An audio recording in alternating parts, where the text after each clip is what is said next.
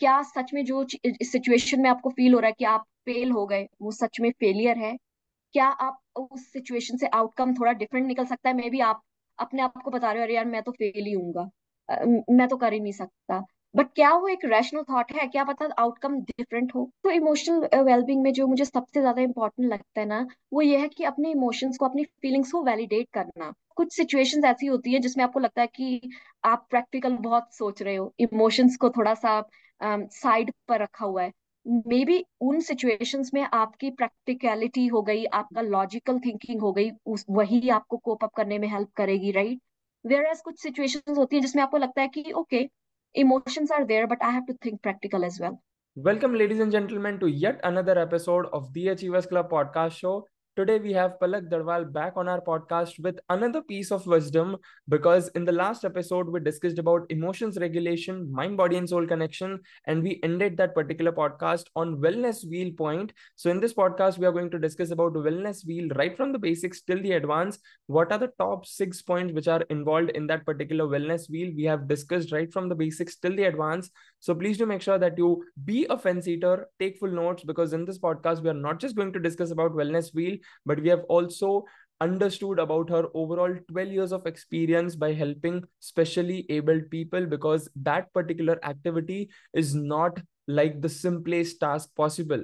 In that particular activity, we need to have different mindset, we need to have different role in itself, right? So in this particular episode, we have tried to go deeper into Palak ma'am's mindset about how she took her life from the bare minimum level to the best possible level, and how you can take your life to the best possible level as well. So please do make sure that you take full notes and enjoy this particular episode from the beginning till the end. Palak ma'am, welcome back to the Achievers Club podcast show. How are you, ma'am? I'm doing well, thanks. Sahil, how are you? I'm doing superb. And first of all, thank you so much for being on our podcast show. The first episode which we recorded, that was an epic episode altogether, because हमने emotions के बारे में discuss किया, and we also discussed about connection between parents and kids as well, कि वो कैसे अपने बीच में emotions को share कर सकते हैं, because बातें तो share हो जाती है but emotional touch नहीं आ पाता है, but you shared a lot of ideas कि हम लोग कैसे implement कर सकते हैं. We also discussed about mind, body and soul connection, and हर पॉइंट को हम लोग इन डेप्थ ले गए थे. And at the end of that particular episode you mentioned that it's all about wellness wheel. 6 aspects होते हैं. So I thought let's discuss about all of those six points in this particular episode, so that it could be like wellness wheel and holistic life 101 for our audience. Yes, for sure. And yeah, I'm super excited to explore wellness wheel for ourselves as well as we talk about this topic. True. क्योंकि हर बार जब wellness we'll की बात होती है तो हम अपनी life को रिलेट कर पाते हैं कि कौन कौन से एस्पेक्ट्स हैं, किस तरीके से हमारी लाइफ चल रही है, कहाँ कहाँ थोड़ा सा इम्बैलेंस जो है वो बना हुआ है, कहाँ कहाँ हमें कौन कौन से एस्पेक्ट्स में भी थोड़ा बैलेंस बनाने की जरूरत है। तो एक वेलनेस व्हील के बारे में ये बताना चाहूंगी मैं कि जैसे कि 6 एस्पेक्ट्स हैं, 6 स्टेप्स हैं। बट वेलनेस व्हील एक ऐसी प्रैक्टिस है जो कि हर हम ऑलमोस्ट एवरी सिंगल डे इसके ऊपर रिफ्लेक्ट जो है हम कर सकते हैं। एवरी सिंगल डे हम इम्प्लीमेंट कर सकते हैं कि आज मेरे दिन में अगर मैं वेलनेस व्हील को इम्प्लीमेंट करूं, तो कौन सा वो फैक्टर था जहां मुझे लगा कि मैं थोड़ा सा बैलेंस मुझे बनाने की जरूरत जो है और ज्यादा हो सकती है, या कौन कौन से फैक्टर्स है जहां पर मुझे लगता है कि I am pretty well balanced, है ना। तो वेलनेस व्हील भी जो है एक ऑनगोइंग प्रैक्टिस में बोलूंगी, इसको हम ऑफ कोर्स सेल्फ रिफ्लेक्शन के लिए यूज कर सकते हैं, एक बैलेंस्ड लाइफ क्रिएट करने के लिए। एंड ऑफ कोर्स इसको हम इम्प्लीमेंट कर सकते हैं अपने पिछले 6 महीने रिफ्लेक्ट करने के लिए, पिछला एक साल, या फिर अपना every single day reflection practice, as a reflection practice हम इसको जो है यूज कर सकते हैं। That's really true. And audience के लिए हम लोग वही सेम 6 पॉइंट्स को पहले आगे ले आते हैं, that what are the top 6 points in the wellness wheel, जो कि हमने लास्ट पॉडकास्ट में भी डिस्कस किए थे, सो दैट हम लोग उसी को ब्रेक डाउन कर सकें एक एक पॉइंट में, और उन्हीं सारे पॉइंट्स में हम लोग इन डेप्थ जा सके. So maybe you can share all of those 6 points. Yes, for sure. So पहला जो इसमें पॉइंट है वो है फिजिकल वेलबींग, है ना।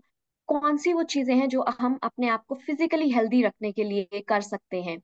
बहुत ही बेसिक चीजें हमारी डे टू डे रूटीन जैसे हो गई, हम हमारी न्यूट्रिएंट जो न्यूट्रिएंट्स हम इनटेक करते हैं वो कौन से न्यूट्रिएंट्स हैं ना। हेल्दी बैलेंस डाइट लेने की अगर हम प्रैक्टिस कर सके थोड़ा बहुत अपने डाइट के साथ माइंडफुल जो है हो सके, ये मेक श्योर कर सकते हैं कि हम स्लीप पैटर्न हमारा रेगुलर रखते हैं, इनफ स्लीप हमें मिल रही है, हम अपने आप को हाइड्रेटेड रखते हैं, राइट। अपनी बॉडी जो है हम मूव करते रहते हैं। अब एक रेगुलर रूटीन रखना, रोज जिम जाना कई बार चैलेंजिंग लग सकता है, राइट, उस तरीके की ट्रू। कंसिस्टेंसी अपनी लाइफ में लेकर आनी। बट किस तरीके से हम माइंडफुल हो सकते हैं, फॉर एग्जाम्पल अगर मैं 8 दिन एक दिन में काम करती हूँ तो बीच में ब्रेक्स ले लेना, थोड़ा स्ट्रेच कर लेना, अपनी बॉडी को थोड़ा सा मूव कर लेना, राइट, ताकि ये छोटी छोटी प्रैक्टिसेस हम किस तरीके से इम्प्लीमेंट कर सकते हैं अपनी लाइफ में to ensure that we maintain healthy body, we can maintain a healthy body. That's true. And how many hours of sleep is actually adequate? कि like it's enough for us. बहुत सारे लोग बोलते हैं 6 hours of sleep is enough, 8 hours is enough. कोई कोई लोग बोलते हैं 9-10 hours is also good. But what's the average sleep which every individual should take at least as a benchmark?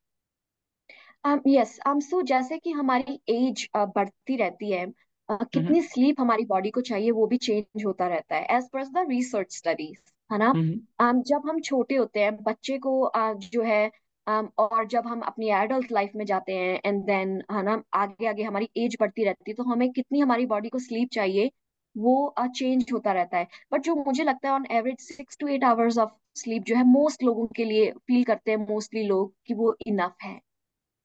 Superb. And how many liters of water every day? Like Sorry, would you to repeat? keep ourselves hydrated, how many liters of water every day? um 2 litre like पानी, जैसे कि हमारी body 70% जो है water ही है, right. Mm-hmm. जितना भी आप ज्यादा से ज्यादा जो है पानी पी सकते हो, अपने आप को हाइड्रेटेड जो है रख सकते हो। एंड कई बार ये भी कंसिस्टेंसी जो है मेंटेन भूल जाते हैं हम, राइट। कंसिस्टेंसी मेंटेन करना थोड़ा सा चैलेंजिंग हो सकता है। सो मैंने अपने लिए एक वाटर बॉटल जो है परचेज की है, एंड उसके ऊपर कुछ वर्बल जो है ना रिटन प्रॉम्प्ट्स लिखे हुए हैं। सो फॉर एग्जांपल 7 AM से लेकर रात के 9 बजे तक वहां पर टाइम जो है लिखा हुआ है, जैसे 7 AM हो गया, 8 AM, 9 AM, पूरे दिन की उसको डिवाइड किया हुआ है। एंड उसके ऊपर कुछ रिटन जो है प्रॉम्प्ट्स लिखे हुए हैं कि ओके 7 AM मुझे अपनी वाटर बॉटल को भर लेना है।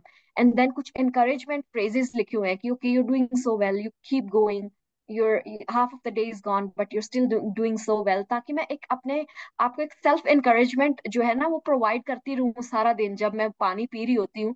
और वो Mm-hmm. रिटन प्रॉम्प्ट्स को पढ़कर मुझे encouragement मिलती रहती है कि okay I can finish off all the water in the water bottle, right। so ऐसी चीजें कुछ मैं खुद प्रैक्टिस करती हूँ, बट हाइड्रेशन भी बहुत इंपॉर्टेंट है बॉडी के लिए। That's really true. And getting back to the second point in the wellness wheel, what's that one? अब जी, सो सेकंड जो फैक्टर है वो है हमारी इमोशनल वेलबींग। अब जब हम इमोशनल वेलबींग की बात करते हैं, अपने इमोशंस को सप्रेस करना जो है ना वो उसका डिसएडवांटेज ही है, उसका कोई खास एडवांटेज नहीं है। अपने इमोशंस को एक्सप्रेस करना और सेफ जो होता है ना वेज ढूंढते रहना, एक्सप्लोर करते रहना कि आप सेफ वे में अपनी इमोशंस को कैसे एक्सप्रेस कर सकते हो, वो इम्पोर्टेंट है हमारी इमोशनल वेलबींग को मेंटेन रखने के लिए। जैसे कि राइटिंग हो गई, अपने क्रिएटिविटी को थोड़ा सा एक्सपेरिमेंट करना अपनी क्रिएटिविटी के साथ, या कोई ऐसा पर्सन जिसको आप ट्रस्ट करते हो अपनी लाइफ में उससे बात कर लेनी, ताकि बात के थ्रू आप अपने इमोशंस को जो है फुली एक्सप्रेस करने की अपॉर्चुनिटी जो है आपको मिल सके। सो अपने इमोशंस को एक सेफ वे में एक्सप्रेस करना जो है इमोशनल एंड साइकोलॉजिकल वेलबींग को मेंटेन रखने के लिए इम्पोर्टेंट है। Okay. And emotional well-being में I've noticed for a lot of time कि लोग फिजिकल हेल्थ पे काम कर लेते हैं, अपने फ्रेंड सर्कल वगैरह पे सब में काम कर लेते हैं, बट इंटरनली वो खुद को नेगेटिव लूप में रखते हैं. So how do we get out of that? Like internally जी। हम खुद को क्रिटिसाइज करते रहते हैं, हम काम कर रहे हैं बट हम खुद को ही क्रिटिसाइज कर रहे हैं कि यार मैंने ये परफेक्शन के साथ नहीं किया या फिर मैं ये अचीव नहीं कर पाया. So how do we stay positive in that zone? जी, सो सेल्फ टॉक जो है ना उसका बहुत इंपॉर्टेंट रोल है। जो इंटरनल मोनोलॉग हमारा चलता रहता है, सेल्फ क्रिटिक, जैसे इनर क्रिटिक जो आपने वर्ड यूज किया कि अपने आप को क्रिटिसाइज करते रहना। अब इसमें जो प्रैक्टिस आप ट्राई कर सकते हो वो ये है कि अपने थॉट्स को थोड़ा सा चैलेंज कर कर देखो कि जो आप थॉट्स अपने आप को फीड कर रहे हो, क्या वो रैशनल थॉट्स है? क्या सच में जो सिचुएशन में आपको फील हो रहा है कि आप फेल हो गए, वो सच में फेलियर है? क्या आप उस सिचुएशन से आउटकम थोड़ा डिफरेंट निकल सकता है? मे बी आप अपने आप को बता रहे हो, अरे यार मैं तो फेल ही हूंगा, मैं तो कर ही नहीं सकता। बट क्या वो एक रैशनल थॉट है? क्या पता आउटकम डिफरेंट हो। सो अपनी ट्रू। सेल्फ जो आपकी टॉक है उसको लेकर थोड़ा सा जो है माइंडफुल रहना। ऑल्सो अपने आप को एक प्रैक्टिस जो मैं आपके साथ शेयर करना चाहूंगी, व्हाट इफ क्वेश्चंस अपने आप को आस्क करना। What if it works out? What if best so is true. Yet to come? That's so true. What if the outcome you have perceived or you're expecting is different than what is actually going to happen, right? So what if questions अपने आप को पूछना, अपने thoughts को थोड़ा सा challenge करना, ताकि आप अपने आप को एक हेल्दी सेल्फ टॉक जो है वो फीड कर पाए। That's true. एंड इनफैक्ट जैसे आपने ये एग्जांपल शेयर किए, लाइक ऑलमोस्ट 95 to 99% जब भी मैंने ये क्वेश्चंस सुने हैं किसी और से, like even let's assume through podcast, या फिर मैं किसी और को सुन रहा हूँ through motivational speakers and so on, वो बोलते हैं what lot of people do think is what if I fail, but आपने स्ट्रेट अवे स्टार्ट किया what if it works. So I like your approach towards taking things in a positive manner.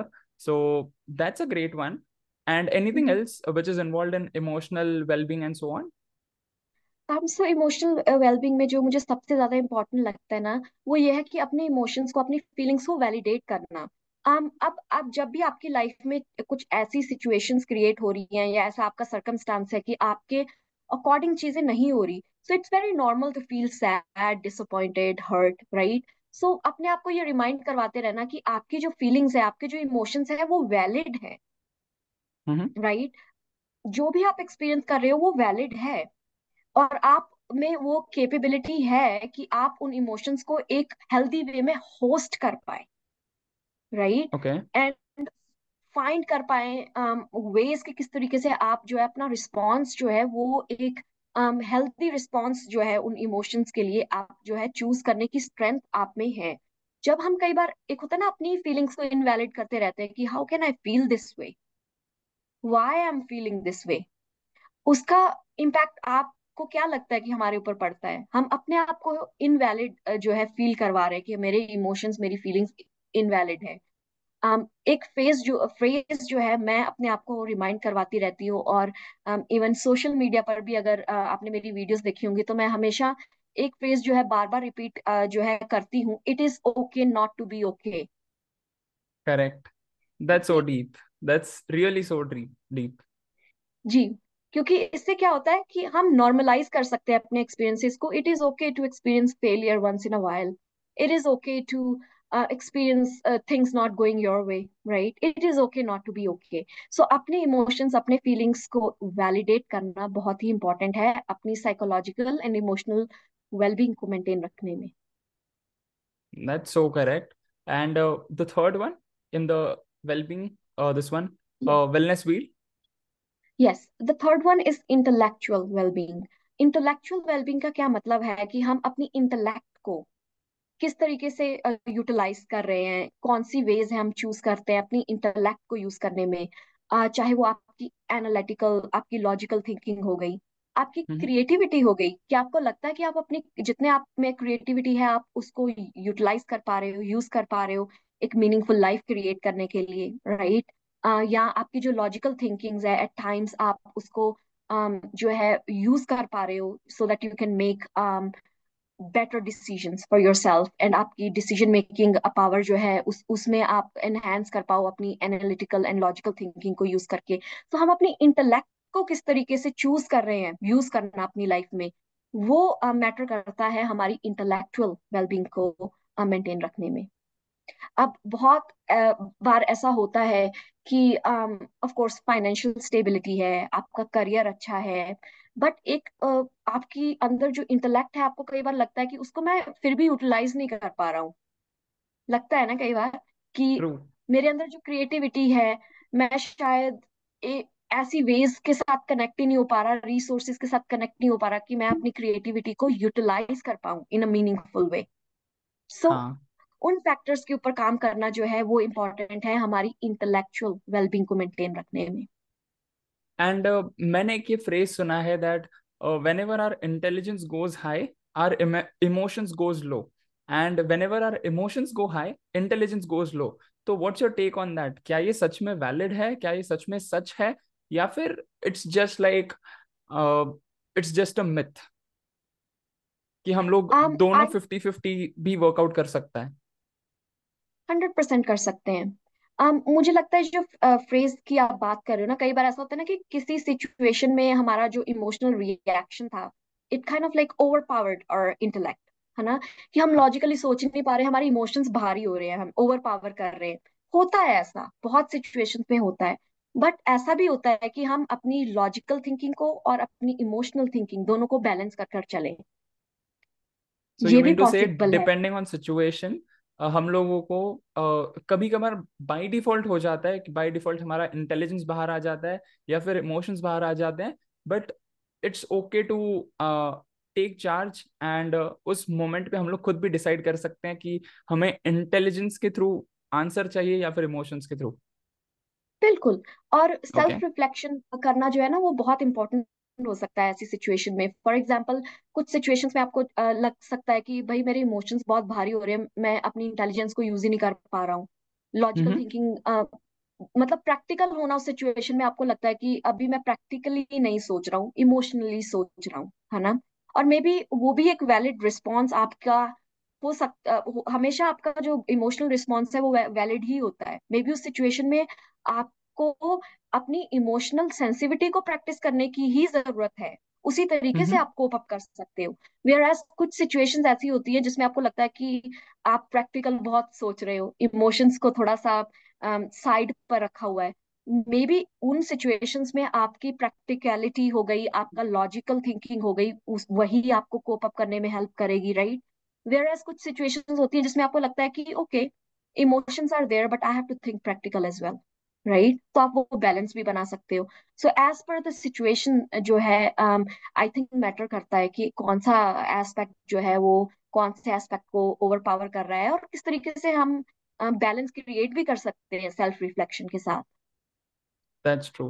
Because honestly I also feel कि यार अगर हम लोग self reflection कर लें तो हम लोगों को समझ में आएगा कि कौन सी सिचुएशंस में हमें इंटेलेक्चुअली लाइक इंटेलिजेंस के थ्रू डिसीजंस लेने हैं और कौन से डिसीजंस में हमें इमोशनली टेक चार्ज करना है, and so on. That's what I feel. That's so बिल्कुल। ट्रू. अब जो है ना, एक रोड मैप है, मैं आपको यहाँ पर बताना चाहूंगी, जैसे एक रास्ता है from emotional reaction to logical reaction, हम किस तरीके से पहुंचते हैं। तो फॉर एग्जाम्पल, मैं आपको एक एग्जाम्पल यहाँ देना चाहूंगी। किसी का ब्रेकअप हुआ है, right. Of course okay. Breakup जो है, रिलेशनशिप कोई भी टूटता है तो ग्रीफ का प्रोसेस जो है वो किक इन करता ही करता है। आपको सैडनेस फील होगी, मे बी एंगर भी फील आप एक्सपीरियंस करो, हर्ट आप एक्सपीरियंस करो, right. Eight that time may be आपके इमोशंस जो है वो भारी हो रहे हैं आपकी लॉजिकल थिंकिंग के ऊपर। बट विद टाइम आप आइडेंटिफाई कर सकते हो what is in my control. Okay, breakup हो गया, राइट। जो भी फैक्टर्स के कारण ब्रेकअप हुआ, मे बी कुछ उसमें आप के कंट्रोल में थे, कोई फैक्टर्स ऐसे ऐसे थे जो आपके कंट्रोल में है ही नहीं, राइट। आपका करेक्ट. पास्ट जो है आपके कंट्रोल में है ही नहीं, राइट। सो आप ट्रू. इमोशंस को से थोड़ा सा, एक होता है ना कि लॉजिकल थिंकिंग की तरफ बढ़ते रहते हो subconsciously, day by day, right. उसके बाद आप आइडेंटिफाई कर सकते हो कि क्या कुछ ऐसी चीजें हैं जो मैं कर सकता हूँ इस सिचुएशन को इन्फ्लुएंस करने के लिए, चेंज करने के लिए। अगर है तो आप उसके ऊपर वर्क कर लो। अगर आपको लग रहा है कि वो सिचुएशन अब चेंज होगी ही नहीं, राइट, क्या मैं सीख सकता हूँ कि किस तरीके से मुझे अब कोप अप करना है इस सिचुएशन में, because it is what it is, right. So आप अपने कोपिंग की तरफ बढ़ना शुरू कर देते हो धीरे धीरे कि ओके, ब्रेकअप हो गया, यस, इमोशंस हैं, मैं एक्सपीरियंस कर रहा हूँ इमोशंस को, ग्रीफ का प्रोसेस जो है वो किक इन हो चुका है। और जिस तरीके से मैंने सोचा था कि ये सिचुएशन, ये रिलेशनशिप चलेगा, वैसा नहीं चला, right. is there anything I can change? Maybe not. Okay, let's figure out like what can I do to cope up with the emotions, right? So आप अपने इमोशनल थिंकिंग से लॉजिकल थिंकिंग की तरफ बढ़ सकते हो विद टाइम। आप धीरे धीरे जो है बढ़ सकते हो, और मुझे जो लगता है सबकॉन्शियसली बढ़ भी जाते हो, एक नेचुरली प्रोसेस है। True. That's really true. Hmm. And I think time heals everything. So again वहां पे इंटेलिजेंस ही अपनाना बहुत अच्छा रहता है, बिकॉज अल्टीमेटली अगर हम लोग इमोशंस के थ्रू डिसीजन लेंगे, like the example which we took, तो उसमें बार बार वही पास्ट बाहर आएगा, and we won't be able to focus on our present, and ultimately that's what I feel like whatever happens for a reason. Maybe जो हमारा आने वाला पार्टनर होगा in future, that's even better one, या फिर हम लोग resonate कर सकते हैं, and so on. At least like अगर कुछ खराब भी हो रहा है, so maybe that's for a reason, हमें कुछ और लेसन सीखने को मिल रहा है, एंड सो ऑन। या when emotions are super intense it's better not to take any decision, क्योंकि ये हो सकता है ट्रू, कि बहुत सारे आपके थॉट्स जो है ना वो रैशनल थॉट्स नहीं है। उस टाइम पे ये इंपॉर्टेंट है कि आप अपने आप को टाइम दे कि उन इमोशंस को प्रोसेस किस तरीके से आप कर सकते हो, not that's the so true, right time to take any decision. That's that's so what I true, feel. that's so true. Because even I feel like every time it's not about taking a decision and answering something. Sometimes it's all about कि हमें वो situation को understand करना है कि क्या हो रहा है. That's also what I feel is really good. बिल्कुल। एंड उसी तरीके से आप थोड़ी अपनी इमोशनल थिंकिंग से धीरे धीरे हटकर लॉजिकल थिंकिंग की तरफ बढ़ना शुरू कर देते हो subconsciously. Correct, correct, correct. That's so true. And what's the fourth point in the wellness wheel? Yes, the fourth one is career. अब जो करियर एस्पेक्ट है, ऑफ कोर्स करियर हमें फाइनेंशियली स्टेबल बनाता है, right? We earn money through career. आपकी job जो है, आप के पास रेगुलर जॉब है, बट फिर भी कई बार ऐसा डिसबैलेंस जो है लाइफ में जो है आपको फील हो सकता है, इम्बैलेंस करियर में, क्योंकि आपको लगता है कि ऑफ कोर्स जॉब तो है, करियर तो है, करियर पाथ जो है मुझे इतनी फुलफिलमेंट नहीं दे रहा, Correct. राइट? सो अब अगर वो चीज जो है एक इम्बैलेंस है आपकी लाइफ में, कि ऑफ कोर्स जॉब है, करियर है, लेकिन ये करियर मुझे नहीं लगता मेरे लिए सूटेबल है, कई बार ऐसा भी फील होता है, राइट? True. या कहीं और शायद मैं अपनी स्किल सेट को ज्यादा अच्छे से यूज कर सकता हूँ किसी और करियर में, राइट? सो वो जो है वेलनेस व्हील का चौथा एस्पेक्ट है कि अपने करियर रिलेटेड जो है चीजें आपकी लाइफ में, आप उसके ऊपर थोड़ा सा सेल्फ रिफ्लेक्शन करें एंड देखिए कि कहीं ये जो इम्बैलेंस है वो उसकी कारण तो नहीं है आपकी लाइफ में, कि आप अपने करियर पाथ को लेकर कितना फुलफिलमेंट आपकी लाइफ में है। That's a valid point. Like अगर हम लोग जो काम कर रहे हैं, if we are not able to resonate with it, we are not able to just like be the best of who we are, like काम हो जाएगा, finances will be on track, but again वो purposeful काम नहीं हो पाएगा. So I think that's a great time to switch career, और at least introspect की, या फिर जो मैं career में अभी हूँ, क्या मैं उसमें purpose involve कर सकता हूँ, so that I can have even more enthusiasm to work for. Yes, बिल्कुल। और कई बार ऐसा होता है ना कि आपको कुछ माइनर चेंजेस करने की ही जरूरत होती है। फॉर एग्जाम्पल, मे बी जिस वर्क एनवायरनमेंट में आप काम कर रहे हो वो वर्क एनवायरनमेंट आपके लिए सूटेबल नहीं है, राइट? मे बी जो आपके को वर्कर्स हैं, आप उनसे आपकी जो इंटरेक्शंस हैं वो इतनी हेल्दी इंटरेक्शंस नहीं है, आप सपोर्टेड फील नहीं कर रहे हो उस वर्क एनवायरनमेंट में, राइट? या फिर एक होता है ना कि आपको एक्स्ट्रा हेल्प की जरूरत है ताकि आप अपने करियर में फुलफिलमेंट ढूंढ पाओ, राइट? सो कौन से वो एस्पेक्ट्स हैं जिनके ऊपर आपको लगता है आपको काम करने की जरूरत है ताकि आपके करियर में थोड़ा सा जो है वो आप बैलेंस्ड फील करो, फुलफिलमेंट जो है वो फील करो? क्योंकि आपने देखा होगा कि करियर हमारी लाइफ का एक बहुत ही इम्पोर्टेंट रोल है करियर का, और बहुत टाइम हमारा जो है वो करियर में जो है निकलता है, राइट? करियर बनाने Correct. में, करियर को मेंटेन करने में। अम, और एक दिन में कितना टाइम जो है हमारा हमारी जॉब में निकलता है, राइट? और अगर वहां से हमें फुलफिलमेंट फील नहीं हो रही है, तो of course that can create significant imbalance in your life. So इसलिए करियर के ऊपर ध्यान जो है ना, फैक्टर्स ये अपने आप को रिफ्लेक्ट करते रहना कि किस तरीके से हम जो है अपने करियर में फुलफिलमेंट ढूंढ सकते हैं, वो इम्पोर्टेंट पार्ट है इस वेलनेस व्हील का। That's so true. And this automatically brings us to the fifth point, that is social thing, like our environment and so on. What's the importance of that? Because आपने बताया like it could be sometimes like जो हमारा environment है वही supportive नहीं है, या फिर वही negative है, and so on. So how do we get out of that, and how do we actually stay in the uh, positive mode always, या यस, फिर most of the time possible?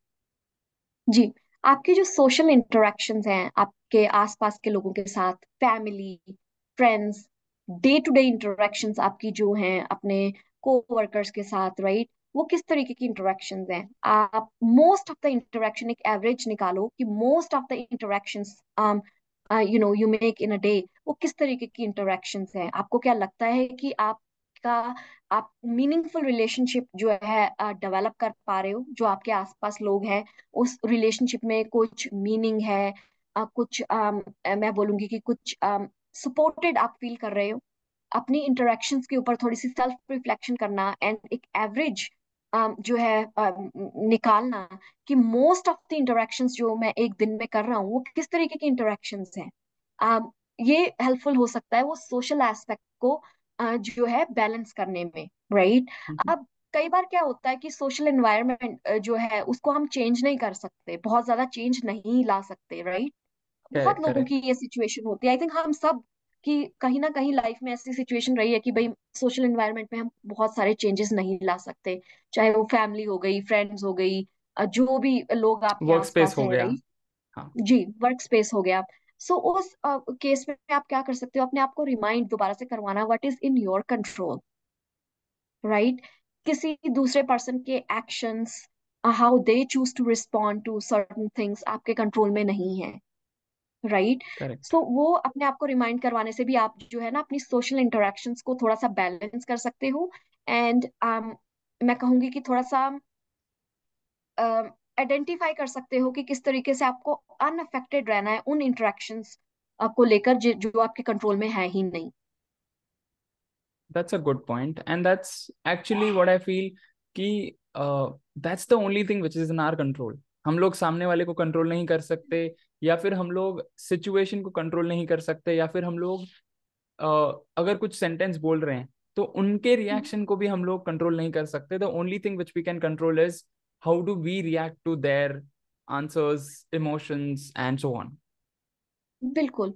And मैंने कहीं पर ये एक coat जो है पढ़ी थी कि we all sometimes like we have to be careful and picky with which battles we choose to fight. That's so deep. That's really so deep. जी, Because मतलब this is कई what बार I'm ऐसा listening for the very first time. हम्म कि अपना अपने आप को ना थोड़ा चूजी बना लेना, थोड़ा पिकी बना लेना कि कौन सी सोशल इंटरेक्शंस में आपको पार्टिसिपेट करने की जरूरत है और कौन से में आपको लगता है कि अगर आप ना एंटरटेन करें हो तभी आपका फायदा है। कई बार होता है ना कि कुछ सिचुएशंस ऐसी होती हैं जहां आपको पता है कि आपके कंट्रोल में है ही नहीं, how the other person chooses to react or the other person's actions is not in your control. So why not be choosy with the battles you choose to fight, right? क्योंकि आपके पास जो एक emotional एक होता है ना, cognitive energy जो है वो लिमिटेड ही है एक पर्सन के पास, राइट। और Correct. वो हमें ही चूज करना है कि कहाँ पर हमें यूटिलाइज करनी है अपनी कॉग्निटिव एनर्जी और कहाँ पर नहीं करना है। सो थोड़ी अपनी पर्सनल बैटल्स को लेकर थोड़ा सा माइंडफुल हो जाना और पिकी हो जाना कि कहाँ मुझे किस थॉट को या किस इंटरेक्शन को एंटरटेन करने की जरूरत है और किन इंटरेक्शंस को मुझे एंटरटेन करने की जरूरत नहीं है। ये आप जो है सेल्फ रिफ्लेक्शन जो है आप कर सकते हो अपनी सोशल इंटरेक्शन, जो आपका सोशल एस्पेक्ट है वेलनेस व्हील पे, उसमें थोड़ा सा बैलेंस क्रिएट करने के लिए। That's so true. And again, I feel ये जो बैटल है जो हमें चूज हम्म करना है, उसमें हमारा जो सिक्स्थ पॉइंट है जो हमने लास्ट पॉडकास्ट में भी डिस्कस किया था, that connecting with your self, that is spirituality. Like जब हम्म तक हम लोग खुद के ही माइंड में क्लियर नहीं है that what are we, like what are we hmm actually aspiring for, तब तक हम लोग चूज नहीं कर पाएंगे that which battle we want to fight. So that's a great one. And any other point which you want to add on this one, the social point, या फिर हम लोग स्विच कर सकते हैं टू स्पिरिचुअल वन. हम जी I think हम स्पिरिचुअल एस्पेक्ट की बात जो है वो कर सकते हैं। एंड आपने जैसे कि ऑलरेडी एक्सप्लेन किया कि अपने आप के साथ हमारा रिलेशनशिप कैसा है, क्योंकि जो मुझे लगता है कि सबसे ज्यादा स्ट्रॉन्ग कमिटमेंट जो हमारी होती है वो अपने आप के साथ ही होती है। एंड अपने आप को हम सबसे ज्यादा समझ सकते हैं। करेक्ट. um, चाहे आपकी फैमिली हो, फ्रेंड्स हो, आपके आसपास के लोग हों, इतने अच्छे से आपको नहीं समझ पाएंगे जितना अच्छे से आप अपने आप को समझते हो, राइट। करेक्ट। और वो जो रिलेशनशिप आपका अपने साथ है वो सबसे इम्पोर्टेंट रिलेशनशिप है, क्योंकि मुझे लगता है कि अगर वो आप बैलेंस रख सकते हो अपने साथ जो आपका रिलेशनशिप है, तो उससे हमें सेल्फ इनकरेजमेंट भी मिलती है, कॉन्फिडेंस भी मिलता है कि हम ओवरकम कर जाएंगे सिचुएशंस को, दैट्स सो जो भी ट्रू। आपके लाइफ के चैलेंजेस हैं जी। That's so so true. जी, इसके लिए मैं आप एक प्रैक्टिस जो है वो यहाँ पर शेयर करूंगी अपने लिसनर्स के साथ, कि आप लिख सकते हो अपने आप को लेटर। थोड़ा सरप्राइजिंग आपको लगता है सुनने में, लेकिन हम्म। अपने आप को एक लेटर लिखो आपके पास्ट सेल्फ को, जब आप यंग थे, younger, your write a letter to your younger self, right. Hmm. आप क्या एडवाइस दोगे अपने आप को जब आप छोटे थे, एंड आपके जो भी एक्सपीरियंसेस थे लाइफ में, सर्कमस्टांसेस थे, अब आप जब ग्रोन अप हो गए हो, आप अपने यंगर सेल्फ को क्या एडवाइस दोगे, राइट। एंड उसके बाद एक लेटर लिखो अपने फ्यूचर सेल्फ को क्या एडवाइस दोगे। ओके। किस तरीके से आपको लगता है कि लाइफ होने वाली है, किस तरीके से आपको लगता है कि आप चैलेंजेस को लाइफ में navigate, you can navigate through life gracefully, right. अब ये प्रैक्टिस जब आप जो है प्रैक्टिस करते हो, तो अपने आप के साथ आपकी कनेक्टिविटी जो है वो थोड़ी इंक्रीज हो जाती है।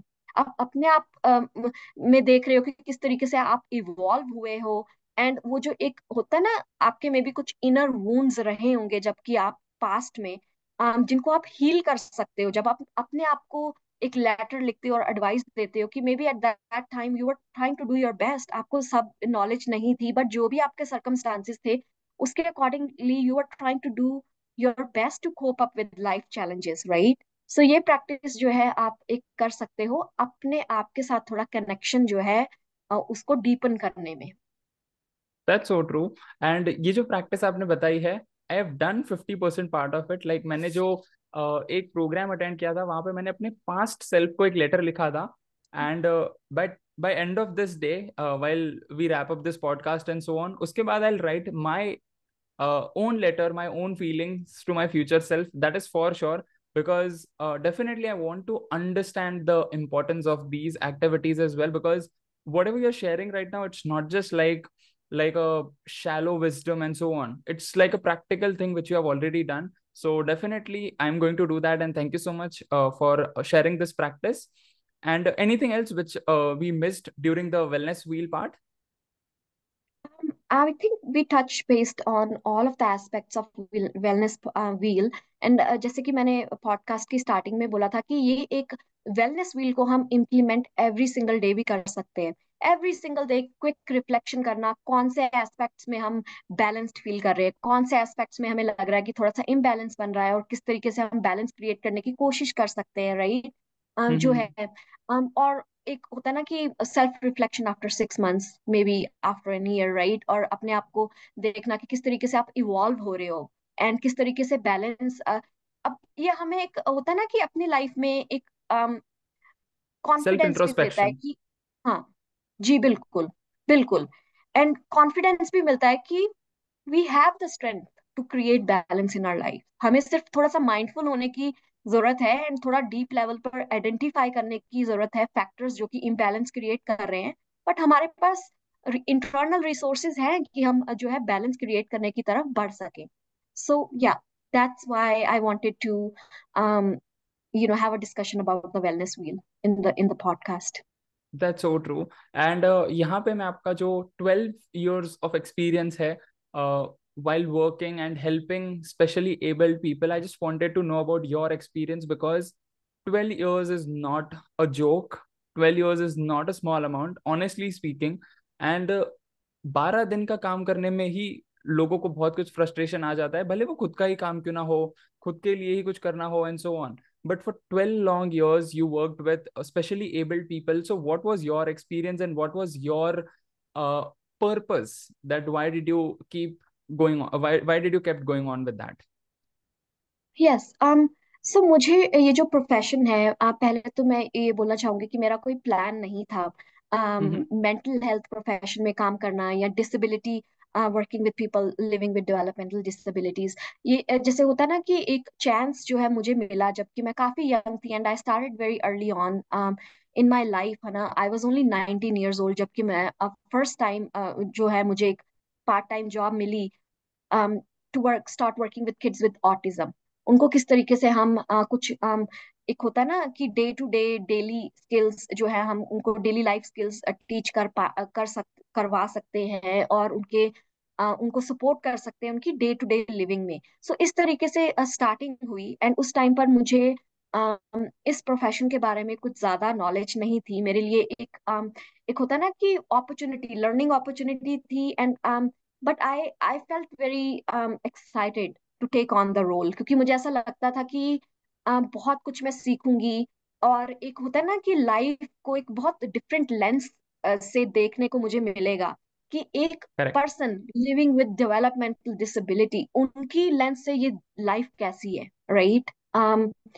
एंड वही मैंने किया and then I started to develop interest and मुझे ऐसा फील होता है कि of course it's been challenging but it's been the most rewarding career ever। मतलब किसी को सपोर्ट करना उनकी लाइफ जर्नी में एंड देखना कि किस तरीके से वो एज अ पर्सन इवॉल्व हो रहे हैं, किस तरीके से वो अपनी लाइफ को एक बेटर वे में हैंडल कर पा रहे हैं।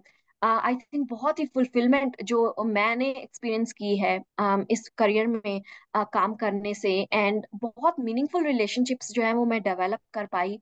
लेट मी टेल यू, हमारा जो परसेप्शन है, मैं बहुत स्ट्रांगली बिलीव करती हूँ कि we should always try to empower people living with developmental disabilities. True. और जो भी हम कर सकते हैं उनको एक इंक्लूसिव फील करवाने में कि वो भी हमारी तरह ही हैं, right. Of course their special needs, they have a few special abilities, right. मैंने ऐसे लोगों के साथ रिलेशनशिप बिल्ड किए हैं लिविंग विद डेवलपमेंटल डिसेबिलिटी जो कि बहुत ही ज्यादा इंटेलेक्ट हैं, बहुत हम्म। एकेडमिकली बहुत अच्छे, बहुत क्रिएटिविटी है उनमें, बहुत इंटेलिजेंट पर्सनालिटीज, राइट। और अपनी क्रिएटिविटी को यूज करने में उनकी जो है जिस तरीके से वो करते हैं बहुत ही इम्प्रेसिव है, राइट। And even the relationship, they build very very genuine connections I was able to build in my life with people living with developmental disabilities। अभी भी मेरी लाइफ में कुछ मेरे ऐसे क्लाइंट्स हैं जिनके साथ मेरा ऐसा जेन्युइन रिलेशनशिप है कि उनके साथ मैं पास्ट में मुझे 7-8 साल पहले उनके साथ शायद मैंने काम किया होगा, but they still remember me, they still remember my birthday, they still remember कि मैं कैसी थी, मेरी लाइफ की एक एक चीज उनको याद है and they constantly try to make sure that I am doing well in my life. मतलब इस तरीके के जेन्युइन कनेक्शंस जो है मैं बिल्ड कर पाई अपनी लाइफ में and I feel fortunate enough कि मुझे जो है अपॉर्चुनिटी मिली अपनी लाइफ में कि लाइफ को एक बहुत ही डिफरेंट लेंस से देखना, जो है मैं उनके थ्रू लाइफ को बहुत एक होता है ना डिफरेंट लेंस से देखना मैंने शुरू कर दिया and yeah that have been like my experience working with people living with developmental disabilities and ये विजन मैं होल्ड करती हूँ कि मैं अपनी लाइफ में काम करती रहूं एंड जो मुझे काम करने की encouragement भी जो मिलती है, आई एम कॉन्स्टेंटली वर्किंग, है ना। और वो मुझे लगता है कि इसलिए मैं कर पाती हूँ क्योंकि मुझे फुलफिलमेंट मिलती है अपने करियर में, मैं फुलफिल्ड मुझे अपनी लाइफ में मिलती है। मुझे लगता है कि इससे बेटर मैं किसी और प्रोफेशन में शायद नहीं कर पाती। um, सो जी ये मेरा एक्सपीरियंस था and yeah, I strongly believe in empowering people living with developmental disabilities. तो उन्हीं के साथ इंटरैक्ट करते वक्त, like since last Mhm. 12 years, you might have got a lot of lessons. That's what I believe. But आपके कोई top एक, दो या तीन लेसन्स जो कि उनसे आपको सीखने को मिले, maybe through their interaction with you, maybe through their own day to day activities, या फिर थ्रू देयर ओन डेवलपमेंट, उनसे आपको क्या सीखने में मिला? बिल्कुल। सबसे इम्पोर्टेंट लेसन जो मैंने सीखा वो ये है कि उनके जो एक होता है ना नीड्स हैं, हम्म। उनकी इमोशनल नीड्स हो गई, फिजिकल नीड्स हो गई, स्पिरिचुअल नीड्स हो गई, सोशल नीड्स हो गई, वो हमें हमारे जैसी ही हैं, बिल्कुल ओके। सिमिलर हैं। um, मैं आपको बताना चाहूंगी, यहाँ पर एक एग्जांपल जो है मैं देना चाहूंगी कि जिस तरीके से हमें कुछ चीजें कर कर अपनी लाइफ में मीनिंग फुल लाइफ लगती है, या एक पर्पस फुल लाइफ हम क्रिएट करते हैं, राइट। एंड किस जिस तरीके से कुछ एस्पेक्ट्स हमारी लाइफ के हमारे बहुत क्लोज है, राइट, उसी तरीके से उनके भी लाइफ में कुछ ऐसी चीजें हैं जो कि उनके बहुत क्लोज है। एंड जब उनको वो चीजें करने को नहीं मिलती हैं, तो जिस तरीके से इम्बैलेंस हमारी लाइफ में क्रिएट हो जाता है, उसी तरीके से उनकी लाइफ में भी क्रिएट होता है। और फिर परसेप्शन क्या आती है, oh they are the people who struggle to manage emotions, they are the people who have challenging behaviors। क्यों है challenges?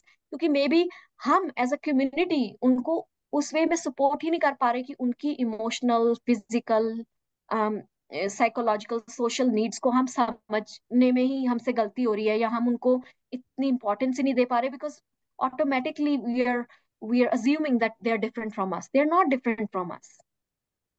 That's so true. That's so true.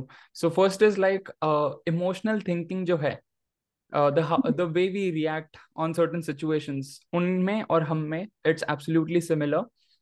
Second, like maybe what were your one or two more lessons, like kind of life lessons as well. Yes. So मुझे जो लगता है कि जो मैंने उनसे सीखा है, राइट, कि एक बहुत ही नेचुरल वे में, राइट, जैसे कि मैंने आपसे बोला कि बहुत सारे मेरे क्लाइंट्स हैं जिनके the way they express themselves, जो अपनी क्रिएटिविटी को वो जिस तरीके से यूज करते हैं, बहुत ही एक ट्रू और ऑथेंटिक वे में, राइट, करना जो है बहुत इम्पोर्टेंट जो है। और मुझे लगता है कि people living with developmental disabilities, they're more creative with the ways of expressing themselves। तो मैंने बहुत कुछ उनसे सीखा, कि किस तरीके से एक होता है ना कि अपने आसपास के लोगों के साथ बहुत ही एक ट्रू रिलेशनशिप बना पाना, एंड अपने क्रिएटिविटी को बहुत ही एक अच्छे वे में यूज कर पाना, जो है मैंने बहुत सारे ऐसे एग्जाम्पल्स जो हैं वो देखे हैं। एंड मुझे भी एनकरेजमेंट मिलती है कि जो भी आप में क्रिएटिविटी है, कुछ चीजों में आप जो भी स्किल्स में आप ब्लेस्ड हो, आप उनको यूज करें। जी। That's so true. And that brings us to the very last question of this podcast. Uh, that what would be your top one advice for our audience? It could be with respect to any one area of life जो हमने discuss किया about wellness wheel, or it could be overall life in general.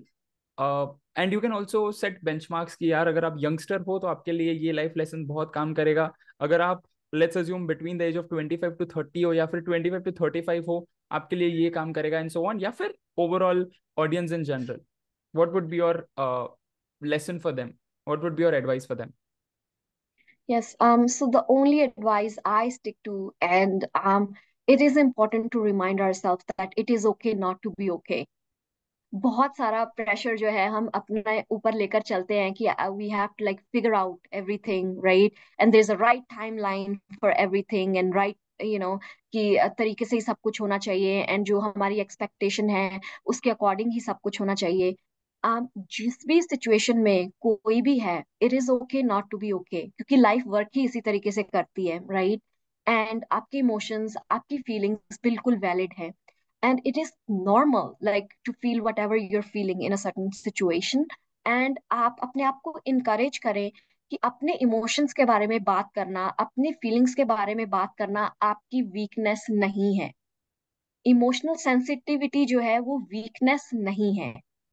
इसी So true. तरीके से आप जी सीखते हो कि आपको अपने इमोशंस को प्रोसेस अच्छे से कैसे करना है, अपनी फीलिंग्स को। एंड आपके घर में जैसे कि मैंने बोला कि अगर कोई छोटे बच्चे हैं, तो आप उनको एक यंग एज में ही सिखाएं कि अपने इमोशंस के बारे में बात करना, या इमोशनल वर्नेबिलिटी दिखाना, इमोशनल सेंसिटिविटी दिखाना वीकनेस नहीं है, ये आपकी स्ट्रेंथ है, कि आप अपने इमोशंस को आइडेंटिफाई कर पा रहे हो और ओपनली बात भी कर पा रहे हो।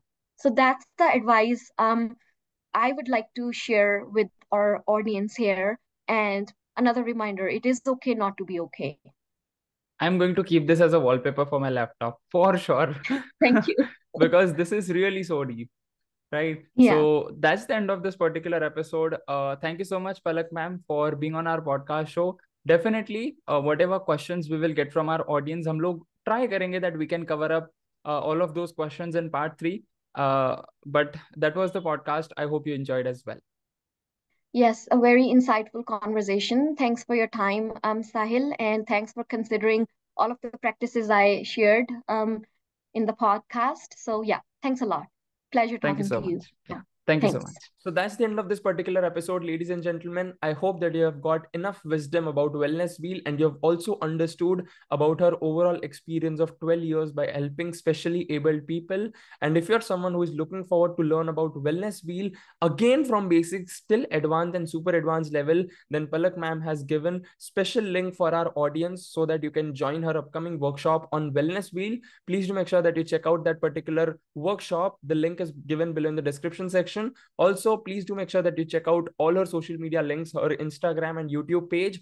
The links are also given below in the description section. Please do make sure that you check out all the previous episodes of the Achievers Club podcast show. Hit the like button, subscribe to our YouTube channel, and also whatever takeaways you had so far from this particular episode, do share below in the comment section. And I look forward to see you in the next episode. Till then, live fully, love openly, and make the difference today. I wish you joy and abundance in all you do.